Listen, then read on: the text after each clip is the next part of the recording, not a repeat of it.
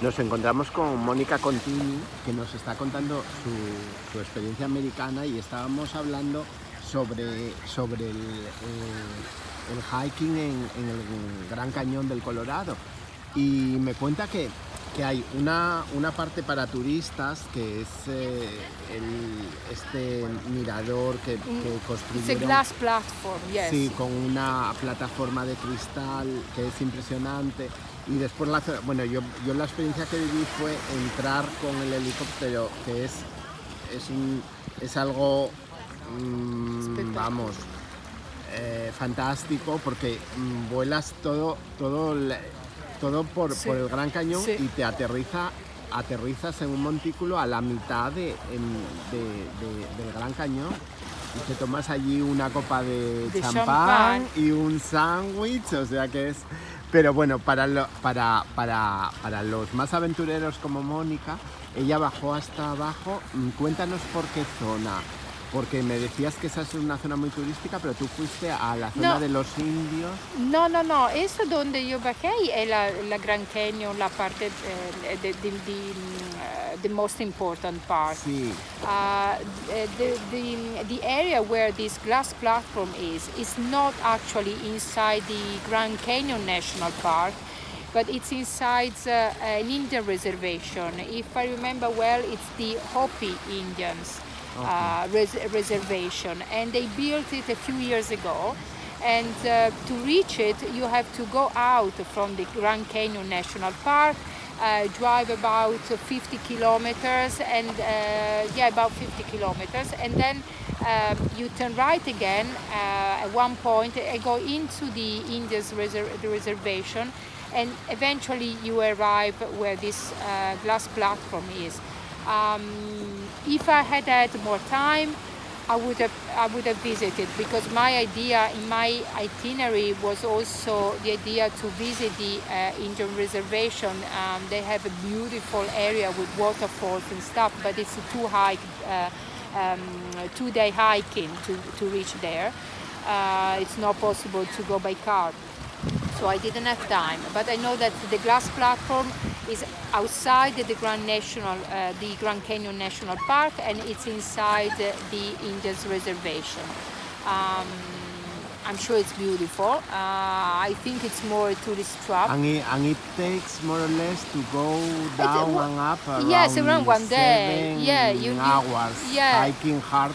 For the hike I did, yes, I hiked about 7 hours, and I did 27 kilometers. Up and down. 27 up and down. 27 kilometers, because you have a change in altitude of about 1,300 meters. Okay. So the Grand Canyon is 1,300 meters deep, and it's about, I think it's about, I don't remember how wide, but it's very wide as well. So you have to go down and up. And there are different trails actually 2 trails that you can use. So I took the very steep one to go down, and I took a slightly moderated one to go up. But then when you go up, you have to count also the altitude change as well, which when you're tired, you can feel that you're going up. So for the breathing, it gets more difficult. But it wasn't a problem. I did it in 7 hours. And I was very, very grateful. I was really happy with myself. And I thanked my legs and my lungs and my heart and all my most important organs for allowing me to do this, because it was an experience. It was really unique. And in youth, of course, all the parks that I mentioned before, I hiked every day. I took every possible hike, and the most impressive for me was Bryce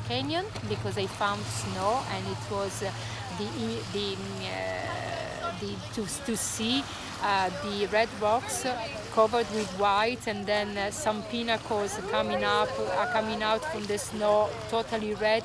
It was really a scene. It was really, really unique.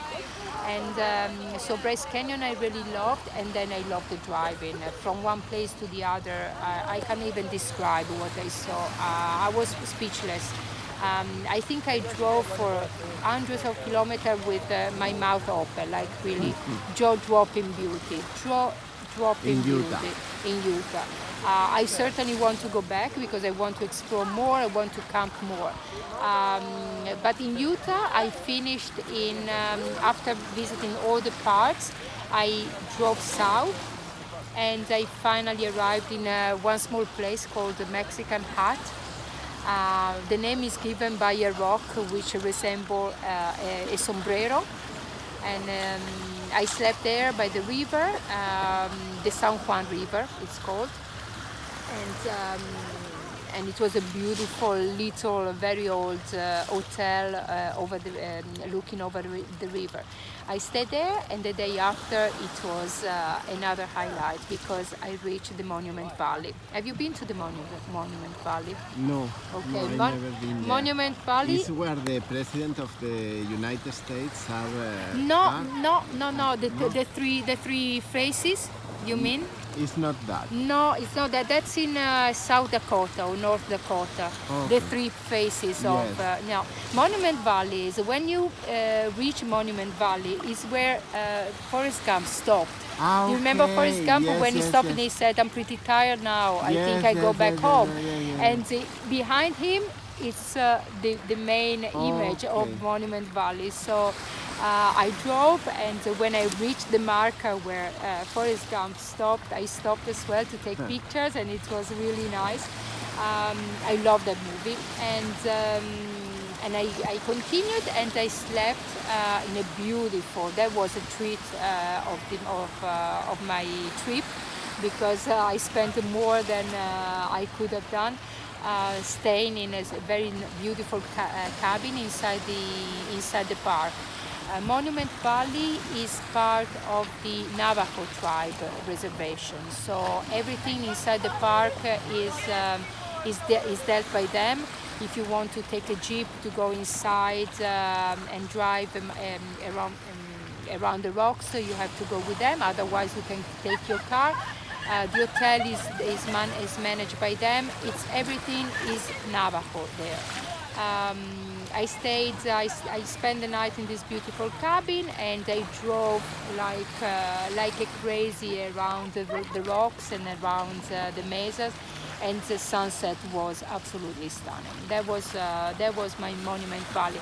After Monument Valley, it was a very long drive, about 500 kilometers, to go into New Mexico again. Monument Valley is at the corner with 4 states. You have Utah, Colorado, New Mexico, and Arizona. So from Utah, I drove into New Mexico again, 500 kilometers, and I reached an area called Abu Kuyu. Abu Kuyu is very famous because the painter, New York painter Georgia O'Keeffe lived there in a beautiful ranch. And this ranch is now dedicated to people who love painting, and they can go there and they can have workshops for a week or 2 weeks or a few days. They rent cottages there, and each cottage has been occupied either by George O'Keeffe herself or the friends and family. But I didn't have money to spend in cottages because it's all very expensive there.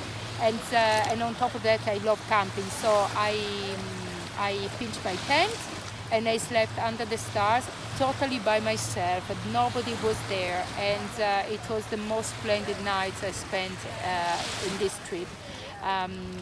The sky was clear and it was white, so many stars. I didn't know what to watch.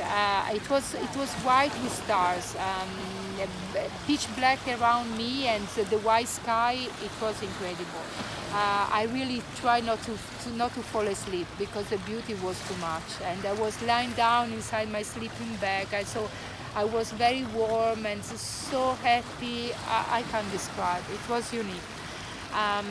So I stayed there, and the day after I drove to Taos, and I took another a mountains road. You can go to Taos via two roads. One is called the highway to Taos, and the other one low way to Taos. So I took the highway, so via mountains, because New Mexico, the northern New Mexico is made of a lot of mountains. And I reached Taos, and I went to visit the Taos Pueblo, which is a UNESCO heritage place, site. Patrimonio de la Humanidad. Sorry? Patrimonio dell'Umanità, esattamente. And I visited in the morning, and then in the afternoon I went to Santa Fe. Santa Fe disappointed me a little bit. I expected a little bit more. I had this idea of Santa Fe being full of artists and very alternative and new age in a way. Very nice, the old part, but I don't know, for some reason I expected what I didn't find. But having said that, it's very interesting. A lot of museums, a Georgia O'Keeffe Museum, which was the highlight, of course. So it was quite pleasant. After Santa Fe, I drove another very special highway, which was Highway 53. I didn't take the motorway. Highway 53, and I stopped in small towns, all in America, you can see. And that's where the people are really crazy, incredible. A lot of Harley Davidson motorbikes on the road, and a lot of pickups, and truly American places. And I spent the day driving there, and then I arrived in Albuquerque. And to be honest, I could have done without being in Albuquerque. Definitely not interested at all. But I had my flight back to Los Angeles the morning after, so I had to stay the night. Actually, stayed 2 days, too much. From Albuquerque, I flew to Los Angeles. Yes.